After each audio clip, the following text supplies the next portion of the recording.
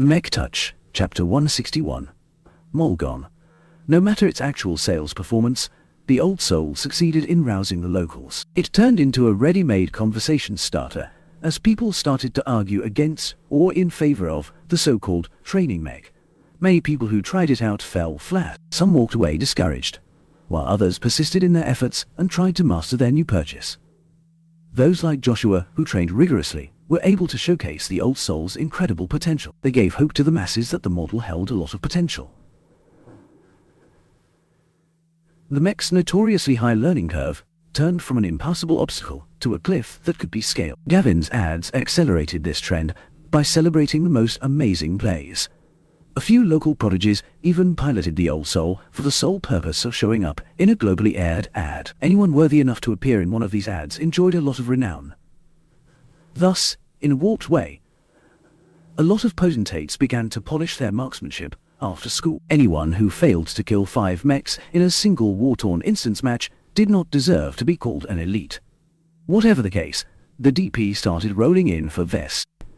He might reach the cap of 50,000 DP by the end of the month at this rate. Too bad, my model hasn't caught on abroad.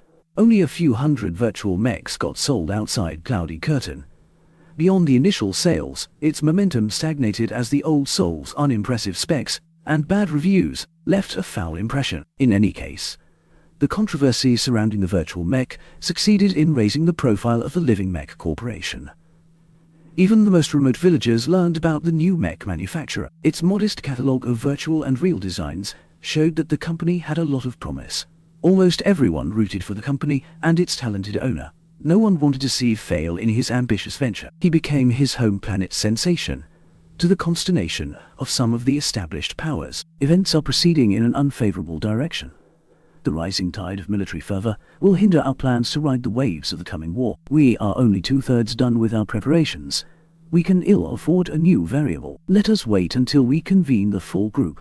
We need to decide on a proper strategy to tackle this thorny problem. Unaware of these shadowy threats, Vess invited everyone involved in his business. Vess sat on a sofa, cradling a still recovering Lucky. His gem cat slowly repaired the battle damage suffered from their last encounter by consuming half of his mineral feedstock. Kelsey and Gavin sat together on another sofa. The two students chatted comfortably with each other. Riella and Melkor stood nearby, keeping a wary eye on Dietrich, who Vess had invited to the meeting on a whim. Dietrich responded with a charming smile. I don't know why you're looking at me this way, babe. I'm Vesper's friend. I even saved his scrawny ass from pirates. I'm not interested in lowlife like you. Riella snorted at him before turning to Vess. We've waited long enough. Let's get this show on the road, please.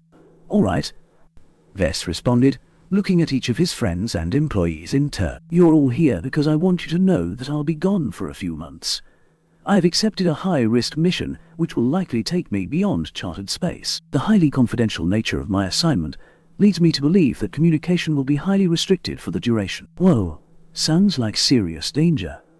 Do you even know what you're facing? Not yet. But the high remuneration leads me to believe that the risk of death may be real. Dietrich looked more and more impressed. You sure grew some balls last time we traveled together? Even I would step back if I'm faced with such a vague offer. It might be a little stupid of me to throw myself headlong into danger, but I'm confident that I'm up to the challenge. Vess explained. His bulging DP account gave him quite a few options should he face some sort of setback. Besides, the organization I'm part of won't send me out to die. The entire group digested his news with mixed emotions. His cousins already knew about his plans, but underestimated the threat level Vess was willing to face. Even Riella started having second thoughts on her decision to accompany him on this expedition. What will happen to the workshop? Carlos asked with an uncertain tone. You'll be proceeding with business as usual. I've been checking your work, and I'm satisfied with how far you've come. Keep coordinating with Marcella to fulfill her orders. In exchange, I'll be opening up my database for you. As long as you fulfill your daily quota of work, I'll allow you to peek at some of my books. Carlos lit up at that news. While Vess learned most of his knowledge from the system or from the Clifford Society's exclusive libraries, he also purchased a handful of extremely expensive textbooks. Vess wouldn't get into trouble if he let 1 or 2 people borrow these virtual books. I won't fail you, Vess. Good. Coordinate with Melkor if the workshop is in danger. You're both in charge of the workshop's safety while I'm gone. Vess turned to Kelsey and Gavin. The two of you will be in charge of our public relations. I don't want to return 3 months later, facing a hostile crowd and taxes that have been jacked up through the roof. When will you approach the Republican Commissioner? We can schedule an appointment with his office a week in advance. Kelsey informed him. Will you stick around to meet with him in person? This will go a lot easier if you talk to him face to face. I'm short on time. You're young, but you don't need my presence to back you up. Your work so far has impressed me a lot. Once you graduate, you're welcome to take up the mantle as my company's lawyer. The offer certainly impressed the young girl. To be honest, Vess knew little about law outside of what he learned in his business classes, but he pretended otherwise in order to instill more pride. A lot of things might happen in 3 months.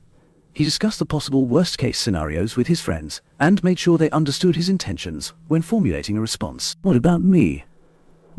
Dietrich asked. So far, you've all been talking as if you're playing a business sim.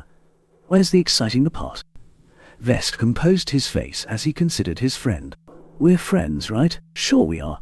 Didn't I mention that earlier? Then I'd like you to do me a favor. Vest requested and pulled the so-called little boss closer before summoning up his privacy shield. The pair discussed something discreetly for a minute before Vest pulled down the shield. Dietrich slapped his back and smiled. Don't worry, Vess. I'll keep my eyes out. With nothing else on the agenda, everyone dispersed. Vess and Raella had already packed their luggage. Everyone knew what they were doing, and they'd be able to keep his living Mech corporation afloat without his presence hovering over their heads. Once they stepped outside, a small armed convoy of shuttles awaited them in front of his workshop. Ever since the last attack, Vase decided to stop traveling on an unsecured commercial aircar. Perhaps I'll have to design my own shuttle, he idly wondered as he stepped inside the vehicle while holding Lucky. Raella followed him inside and gazed at the sturdy armor fittings. This looks pretty impressive. SAS always delivers, though I'm paying out of my nose to keep them happy. Once they settled in, the procession ascended into the air. Just as they started to accelerate towards Cloudy Curtain's spaceport, Vess felt a familiar sensation brush against his sixth sense. It tasted like a dark blizzard that raged across an entire continent. The force of this destructive wind engulfed everything in its way in an unstoppable avalanche of wind and frost. Though the flavor had changed, it still brought the specter of death. Sniper! Attack! Get down! Saniel minus Ablin's professionalism kicked into gear. Even as Raella looked at Vess as if he lost his mind, the escorting security officer immediately activated an unknown protocol. Every shuttle descended with force, just as a flaming projectile slammed into the vehicle transporting V's. The entire upper section of the shuttle tore apart from the incredibly powerful collision. The stricken vehicle lurched in the air as the pilot bled out of his ears.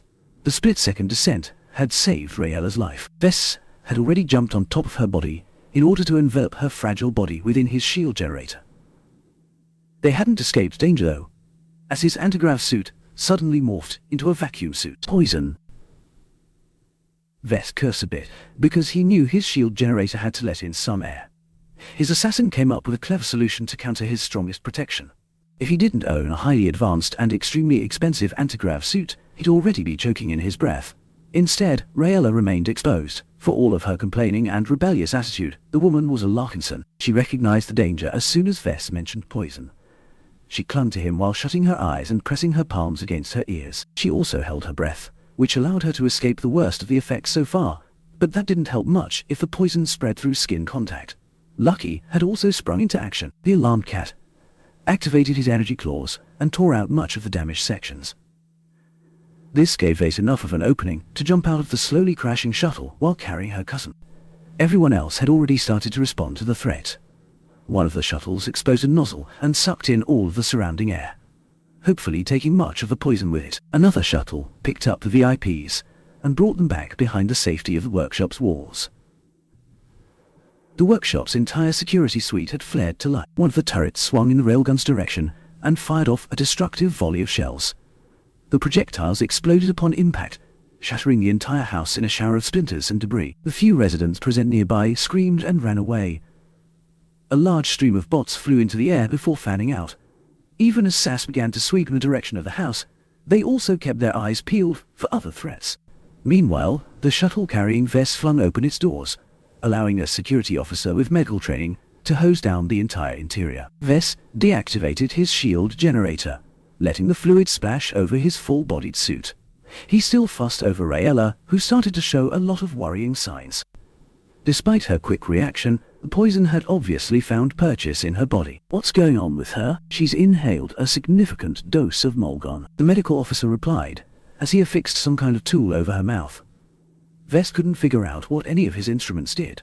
The lack of understanding scared him quite a bit. Is she dying? She's in a bad place, but she'll make it. Whoever wanted to poison you stayed within the limits. Molgon isn't instantly fatal and can't be absorbed through skin contact, though it's extremely difficult to synthesize an antidote. However, I've stabilized her body. I have to bring her back to our branch office immediately. The panic died down a few minutes later. SAS hadn't found any trace of the culprit, but they found pieces of a high-powered railgun in the wreckage of the house. A heavier convoy of shuttles and mechs descended onto his workshop a moment later. They departed moments later. A handful of doctors already worked over Rayella's reddening body. Vess had to stay and let a bunch of experts isolate his body and take away his antigraft clothes.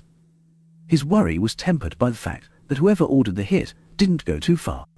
One of the security officers informed him that if the assassin used something more dangerous, he'd be violating the MTA's guidelines against the use of nuclear, biological, and chemical weapons. Once the MTA got onto anyone's tail, they usually suffered a brutal end.